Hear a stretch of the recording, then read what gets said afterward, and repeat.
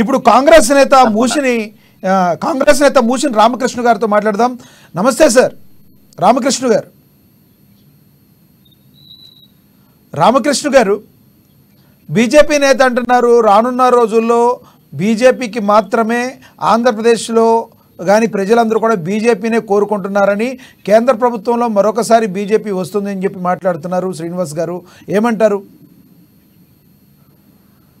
ముందుగా అందరికీ నమస్కారం తెలియజేస్తూ, నిర్వాహకులకు కూడా నా నమస్కారం తెలియజేస్తూ ఉన్నానండి.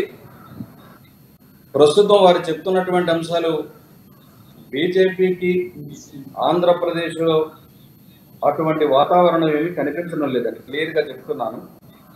వారి అభిప్రాయంలో వారు ఉందని అనుకొని భావించవచ్చు, కానీ ఇక్కడ ఆంధ్రప్రదేశ్లో పరిస్థితి వేరేలా ఉన్నది.